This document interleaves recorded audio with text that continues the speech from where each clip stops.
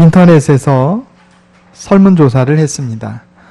아침에 일어나면 가장 먼저 무엇을 하십니까? 네티즌들에게 물었어요.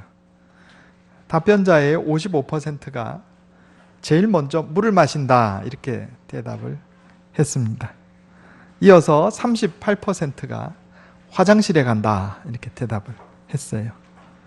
그 다음 대답으로 일어나자마자 TV를 켠다 이렇게 또 대답을 했고요. 소수이긴 하지만 아침에 안 일어난다 이런 대답도 있었다고 그럽니다. 여러분 아침에 일어나시면 가장 먼저 무엇을 하십니까? 물도 마셔야 되고 화장실도 가야 되지만 하나님 오늘 하루를 하나님께 의지합니다. 이렇게 기도로 시작하시는 분들에게 복이 있습니다. 예. 오늘 우리에게 주시는 하나님의 말씀은 다윗의 신앙 고백 또 다윗의 기도가 이 안에 들어 있습니다. 여호와는 나의 목자시니 내게 부족함이 없으리로다. 이건 너무나 유명한 말씀이라서 교회 안 다니시는 분들도 잘 알고 또 가정에 하나님 말씀 보통 붙어 있는 거 보면 이렇게 시편 23편이 많이 붙어 있습니다. 영국의 웨스트민스터 사원을 방문하는 사람들은 감리교를 세운 웨슬리 형제를 기념하는 기념비를 보게 되는데 거기 나오는 가장 먼저 나오는 말이 이런 말씀입니다. 이 요한 웨슬리, 감리교를 세운 요한 웨슬리의 고백인데 세상에서 가장 좋은 것은 하나님께서 우리와 함께 하신다는 것이다. 이게 그게 기록이 돼 있다고 그래요. 저는 사진으로만 봤어요. 가보진 못했고.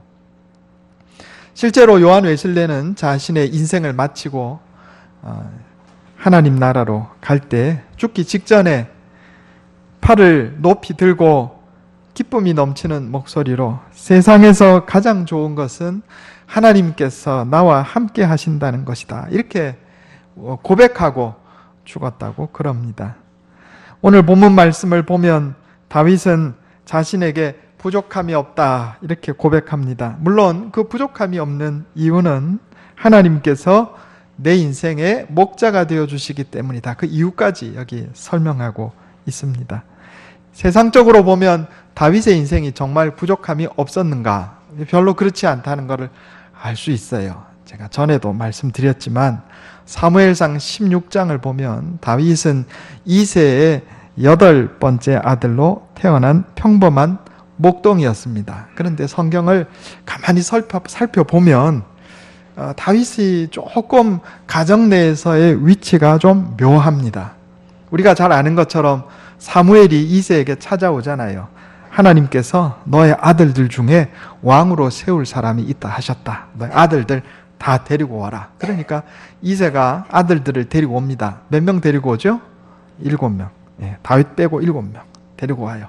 그리고 한 사람씩 사무엘 앞을 지나갑니다. 사무엘이 보기에 큰아들 보고 정말 왕으로 삼을 만하다. 생긴 것도 잘생기고 총명해 보이고 이 사람이구나. 그런데 하나님이 아니다. 그럼 넘어갔단 말이에요.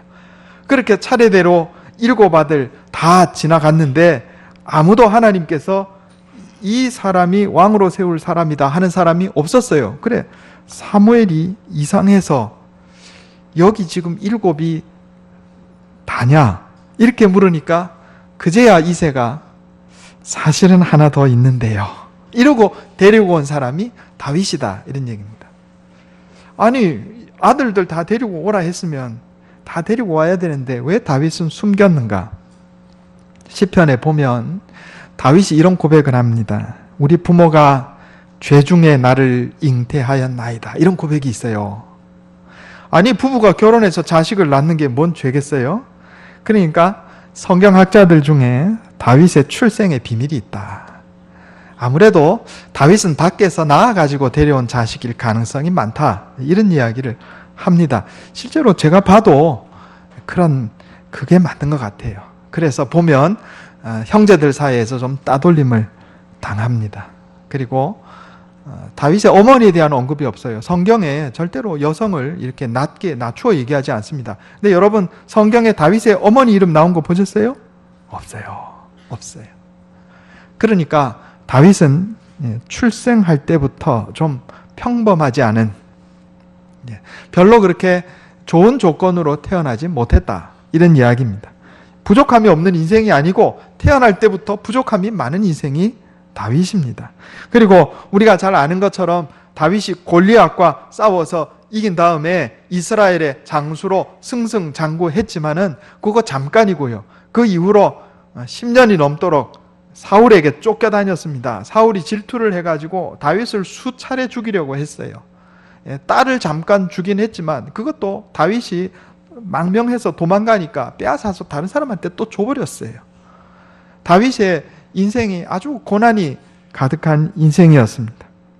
다윗이 왕이 된 후에도 늘 전쟁을 하며 살았고, 비록 그가 밧세바를 범하고 우리아를 죽이는 죄악을 저질렀기 때문이긴 하지만 그 이후에 그의 가정 안에서 자식이 자식을 강간하고 자식이 자식을 죽이고 아들들이 아버지께 반역을 하고, 이런 그야말로 고통스러운 일들이 그의 인생을 통해서 반복이 되었습니다. 그의 인생이 굴곡이 많았다, 이런 얘기입니다. 그러나 그럼에도 불구하고 다윗은 시편 23편에서 여호와는 나의 목자시니 내게 부족함이 없으리로다. 그리고 주님께서 내게 상을 차려주시고 내 머리에 기름을 부으셨으니 내 잔이 넘치나이다, 이렇게 고백하고 있습니다. 다윗이 거짓말로 그렇게 고백한 것일까요? 아니에요. 진심입니다. 다윗의 인생에 온갖 우여곡절이 많았어도 목자 되시는 하나님께서 다윗의 인생에 동행해 주셨기 때문에 다윗은 자신의 인생을 부족함이 없는 인생, 잔이 넘치는 인생으로 고백하고 있는 것입니다. 여러분, 다윗의 이러한 고백의 비결, 이런 신앙 고백의 비결이 무엇인지 세부적으로 한번 살펴보려고 합니다. 첫째로 하나님께서 인생의 인도자가 되셨기 때문에 다윗에게 부족함이 없었다, 이렇게 고백이 나왔습니다. 따라해 보겠습니다. 나의 인도자 되시는 하나님. 여기 오늘 시편 23편 1절 2절에 여호와는 나의 목자시니 내게 부족함이 없으리로다. 그가 나를 푸른 풀밭에 누이시며 쉴만한 물가로 인도하시는도다. 인도하시는도다 그랬어요. 3절에도 내 영혼을 소생시키시고 자기 이름을 위하여 의의 길로 인도하시는도다 그랬어요. 인도하시는, 하나님께서 인생의 인도자가 되어 주셨기 때문에 내 삶에 부족함이 없었나이다, 내 잔이 넘치나이다, 이렇게 고백하는 겁니다. 여행을 갈 때 가이드가 없으면 고생합니다. 혼자서 비행기표 예약, 숙소 예약, 또 단일 교통편 예약, 이거 다 해야 되는 거예요. 그런데 가이드가 있으면 따라만 다니면 됩니다. 걱정할 것도 없고 근심할 것도 없어요. 물론 이제 좋은 가이드여야죠. 맨날 관광 상품점에만 데리고 가면 피곤하죠. 그런데 그런 가이드 말고 진짜 좋은 가이드 만나면 여행이 행복하다, 이런 얘기입니다. 저는 길눈이 어두워가지고 내비게이션이 나왔을 때 정말 하나님께 감사했어요. 하나님 감사합니다. 이런 좋은 기계를 만들어 주셔가지고 저로 하여금 헤매지 않게 하시고, 저는 운전할 때마다 이 길 헤매는 게 취미인데 내비게이션이 생긴 다음부터는 불안하지도 않고 근심 걱정도 없고 내비게이션 안내양이 안내하는 대로만 갑니다. 그러면 근심할 것도 없고 걱정할 것도 없어요. 그러니까 운전이 행복해졌어요. 마찬가지입니다. 여러분, 우리 인생에 인도자가 계심을 믿으시기 바랍니다. 예. 어떻게 하면 인도를 받는가? 내비게이션에서 말로 안내해 주잖아요. 여러분, 하나님께서 우리를 인도해 주실 때 뭘로 인도하시냐면 말씀으로 인도해 주십니다. 예. 내비게이션은 잘 들으면 되는데 우리 인생의 인도를 잘 받으려면 하나님의 말씀을 잘 보면 됩니다. 그래서 시편 119편 105절에 주의 말씀은 내 발의 등이요 내 길의 빛이니이다 그랬어요. 근심 걱정할 게 없어요. 하나님 말씀을 잘 보고 그 말씀을 잘 익히고 내 인생에 어떤 일을 당하든지 간에 하나님 말씀이 인도하시는 대로 가면 근심할 일도 없고 불안해할 것도 없고 아무 문제가 없다, 이런 얘기입니다.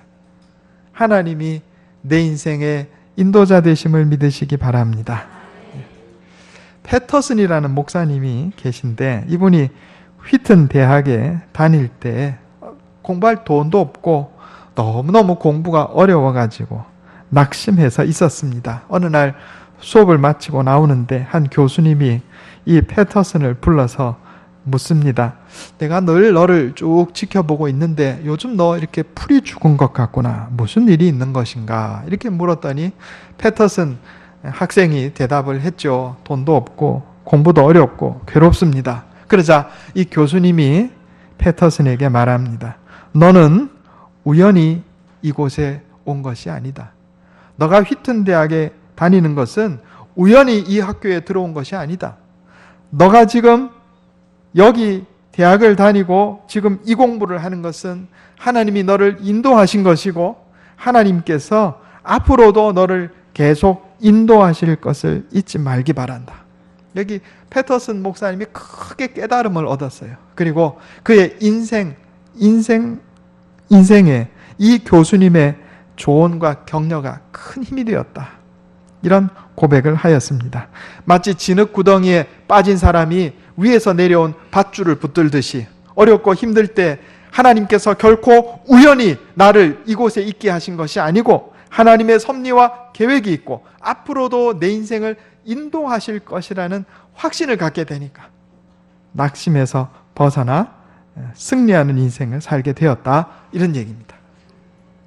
스펄전 목사님은 이렇게 말했습니다. 만일 당신이 어둡고 깜깜한 형편에 이르거든 빛으로 인도하시는 주님을 태양으로 삼으십시오. 당신 인생의 항로의 길을 잃어버렸다고 생각되거든 주님을 인도자로 삼으십시오. 이렇게 말했습니다.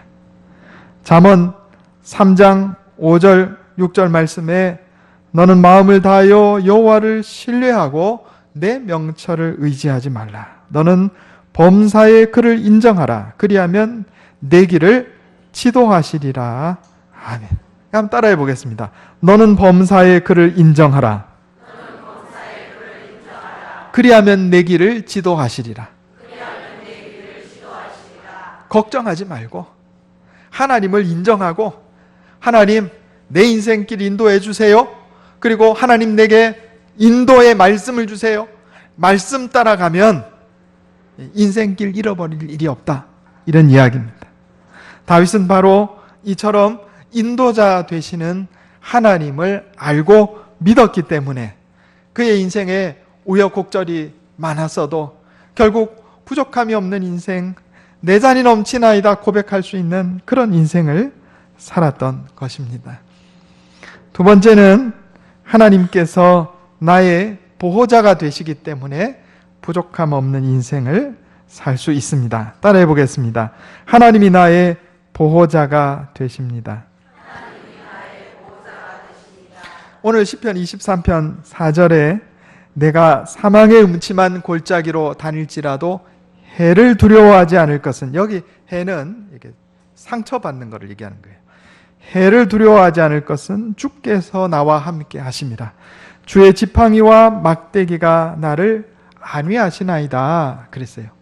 여기 오늘 본문 말씀에 보면 이 지팡이와 막대기가 나오는데 목자가 가지고 다니는 나무로 된 도구가 두 개 있어요. 하나는 지팡이고 하나는 막대기입니다. 지팡이는 뭐냐면 여러분 보통 성화 보면 예수님이 이렇게 모세가 가지고 다니는 지팡이, 예수님이 가지고 다니시는 지팡이 이렇게 길쭉하게 돼서 끝이 이렇게 구부러진 거 있잖아요. 이게 지팡이입니다. 요거는 목자가 짚고 다니기도 하고 또 양들이 엉뚱한 데 가면 이렇게 툭툭 쳐서 바로 가게 하기도 하고 양들이 어디 깊은 곳에 빠지면 이렇게 휘어진 것 가지고 양을 이렇게 딱 걸어가지고 건져 올리기도 하고 이게 이제 지팡이의 용도예요.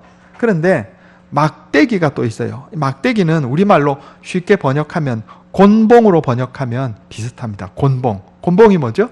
앞에가 좀 뭉툭하고 두껍고 손잡이가 달려있는 게 곤봉이에요. 이거 어디다 쓰냐면 요걸 가지고 늑대나 사자 같은 짐승이 양을 해치지 못하도록 그걸로 이제 머리를 이렇게 때리는 거죠. 그리고 멀리 있으면 그걸 던지는 겁니다. 던져서 정확하게 맞춰가지고 쫓기도 하고, 이 물맷돌뿐만 아니고 곤봉도 쓴다 이런 얘기예요. 이거 다 감람나무, 올리브 나무에서 생산이 되는 겁니다. 올리브 나무 이 중간 이 줄기에서 나온 가지, 요 가지하고 줄기 이렇게 두툼하게 나온 줄기 부분을 같이 떼어내면 이게 곤봉이 되는 거고, 보통 올리브 나무가 어릴 때 이 밑둥을 잘라내면 그 옆으로 줄기들이 이렇게 쭉쭉 둥글게 여러 줄기들이 솟아난다고 합니다. 그렇게 해서 이렇게 나무 크기를 줄이는 거죠. 높이를 낮추는 겁니다. 이제 요 길쭉한 줄기를 잘라서 이렇게 휘어서 만든 게 지팡이다 이런 얘기입니다.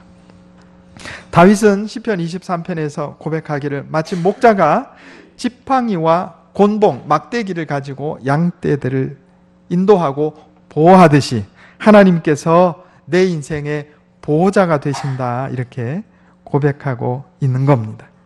그러므로 여러분, 우리 인생에 어떤 어려움이 닥치고 위험이 닥쳤다 할지라도 하나님을 의지하시기 바랍니다. 사람 의지하지 말고 하나님 의지하시기 바랍니다. 하나님은요, 나를 보호해 주신다 이렇게 약속하셨어요. 출애굽기 14장에 보면 이스라엘 백성들이 이집트에서 탈출합니다. 그런데 곧이어 앞에 홍해가 있고 뒤에 이집트 군대가 닥쳤는데 오갈 데가 없었어요.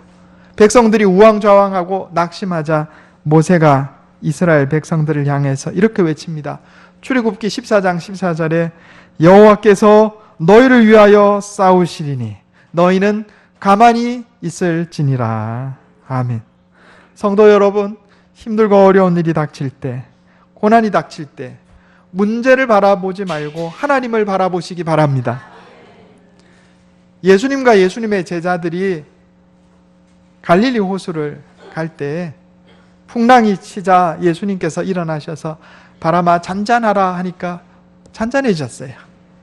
예수님께서 무리를 걸어오시는데 베드로가 예수님을 보고 주여 나도 무리를 걷게 하소서, 그 이리 오라 하니까 예수님 바라보고 걸었을 때는 그 무리를 걸을 수 있었는데 예수님 바라보지 않고 옆에 바람과 파도를 바라볼 때 베드로가 물속에 빠졌다. 성경은 이렇게 기록하고 있습니다.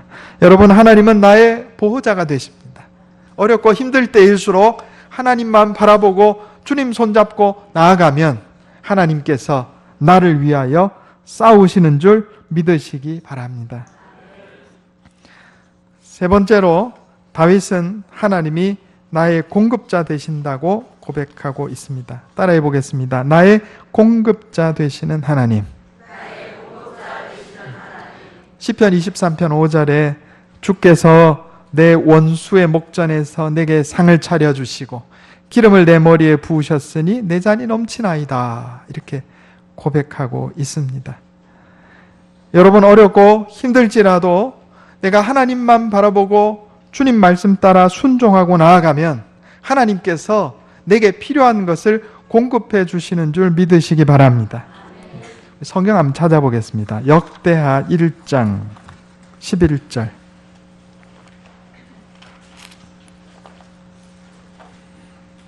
역대하 1장 11절 655페이지입니다.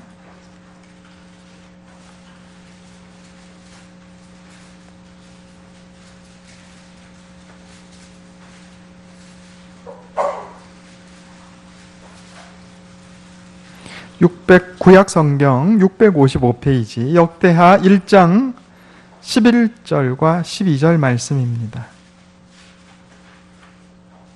같이 한번 읽겠습니다. 역대하 1장 11절 12절 말씀입니다.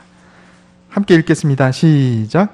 하나님이 솔로몬에게 이르시되 이런 마음이 내게 있어서 부나 재물이나 영광이나 원수의 생명 멸하기를 구하지 아니하며 장수도 구하지 아니하고 오직 내가 내게 다스리게 한 내 백성을 재판하기 위하여 지혜와 지식을 구하였으니 그러므로 내가 내게 지혜와 지식을 주고 부와 재물과 영광도 주리니 내 전의 왕들도 이런 일이 없었거니와 내 후에도 이런 일이 없으리라 하시니라. 아멘. 우리가 잘 아는 이야기입니다. 하나님이 솔로몬에게 나타나셔서 소원을 말해봐라. 내가 너의 소원을 들어주마. 그러니까 솔로몬이 뭐라 그랬어요? 부자가 되고 싶어요. 이랬나요? 왕권을 든든하게 세워주세요. 내 적들, 정적들 다 제거해 주세요. 그랬어요? 아니요. 뭐라 그랬어요? 하나님 내게 주신 나라, 하나님 내게 주신 백성들을 잘 인도하고 다스릴 수 있도록 지혜와 지식을 주시옵소서. 이렇게 구했단 말이에요. 그러니까 하나님께서 보시기에 솔로몬이 너무 이쁘신 거예요. 그래서 이렇게 말씀하는 겁니다. 내가 부와 재물, 영광이나 원수, 생명 구하지 않고 장수도 구하지 않고 내 백성을 위한 하나님의 백성을 위한 지혜와 지식을 구하였으니 내가 너에게 지혜와 지식도 주고 부와 재물도 영광도 주리라. 이렇게 하셨다. 자, 요 말씀의 신약 버전이 어디 있을까요? 예수님 말씀. 너희는 먼저 하나님 나라와 그 의를 구하라. 그리하면 이 모든 것을 너희에게 더하시리라. 하나님께서 내게 공급해 주세요. 그런데 특별히 하나님께서 풍성하게 공급해 주시는 사람이 있는데 어떤 사람에게 풍성하게 공급해 주시는가? 하나님이 기뻐하시는 일을 하는 사람. 돈 따라가는 인생 풍성하게 공급 안 해주세요. 한번 따라가 봐라, 니 돈. 명예 따라가는 인생 따라가 봐라. 그래 살아라. 너는. 공급은 해주시겠지만 풍성하게 공급 안 해주세요. 그런데 돈 따라가지 않고 명예 따라가지 않고 권세 따라가지 않고 주님, 나는 주님께서 기뻐하시는 일을 하기를 원합니다. 하나님 기뻐하시는 일을 하는 사람, 하나님 기뻐하시는 일을 하기 위해서 애쓰는 사람, 하나님 나라를 먼저 구하고 하나님의 의를 먼저 구하는 사람, 그 사람에게 풍성하게 하나님 공급해 주신다고 말씀합니다. 이 성경의 아주 핵심적인 원리입니다. 이것을 알고 행하는 사람, 이 믿음이 있는 사람이에요. 그리고 하나님이 풍성하게 공급하시는 은혜를 경험하게 된다, 이런 이야기입니다. 여러분, 우리 인생에 일어나는 모든 일은 중립적인 사건입니다. 자, 이게 무슨 얘기냐 하면 세상적인 눈으로 볼 때 이건 참 복된 일이다. 우리 아들이 인류대학에 합격했다. 복이다. 이번에 사업이 잘 돼가지고 돈을 엄청 벌었다. 복된 일 같이 보입니다. 그죠? 우리 자식이 이번에 대학에 떨어졌어요. 사업이 갑자기 어려워져서 큰 손해를 봤어요. 이거는 재앙처럼 보이죠. 그러나 그렇지 않다, 이런 얘기입니다. 우리에게 일어나는 모든 사건은 중립적인 겁니다. 그 자체로는 중립적인 거예요. 다만 믿음으로 대처하면 그게 복이 되고 불신앙으로 대처하면 재앙이 됩니다. 세상적으로 볼 때 좋은 일처럼 보이는 것이라도, 자식이 인류대학에 합격하고 사업이 잘 돼서 돈을 많이 벌고 세상적으로 보면 이게 복된 일인 것 같지만 믿음으로 여기에 대처하면 그게 그대로 복이 되겠지만 불신앙으로 대처하면 이게 재앙이 된다, 이런 얘기입니다. 반대로 자식이 막 공부도 잘 못하고 어려워요. 사업도 잘 안 돼. 세상적으로 보면 재앙처럼 보일지 몰라도 여기에 대해서 믿음으로 대처하면 이게 전화위복이 되는 거예요. 불신앙으로 대처하면 재앙이 된다, 이런 얘기입니다. 하나님께서 우리 인생에 허락하시는 모든 일은 그 자체로 중립적인 사건입니다. 따라해 보겠습니다. 중립적인 사건. 그 자체로는 복도 아니고 화도 아니에요. 믿음으로 대처하면 복이 되고 어떤 일이든지, 불신앙으로 대처하면 재앙이 되는 겁니다. 여러분, 이걸 믿으시기 바랍니다. 사무엘상 9장에 보면 이스라엘 초대왕 사울의 아버지가 나귀를 잃어버리고 그의 아들 사울에게 나귀 찾아오라고 이야기합니다. 겉으로 보면 나귀를 잃어버린 것은 이건 재앙이에요. 그죠? 재산을 잃어버린 거죠. 그러나 그 사건을 통해서 사울이 사무엘을 만나고 이스라엘의 왕이 됩니다. 재앙인가요? 복이 됐어요. 그러나 여러분, 사울이 이스라엘 왕이 되고 나서 하나님 말씀대로 순종하고 다스렸으면 그게 복이 되었을 것인데, 그가 왕의 위치에 앉고 나서 하나님 말씀에 불순종하고 거역하였을 때 사울이 왕이 된 것이 결국 그 가문의 재앙이 되고 말았어요. 어떤 일 그 자체로는 복도 아니고 화도 아니고 중립적인 사건입니다. 믿음으로 대처하면 복이 되고 불신앙으로 대처하면 재앙이 되는 거예요. 하나님은 나의 공급자가 되십니다.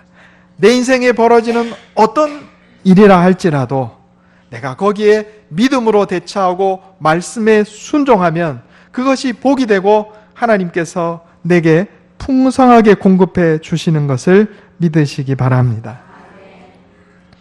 미국 샌프란시스코에 금문교라고 하는 다리가 있습니다. 골든 게이트 브릿지라는 다리가 있어요.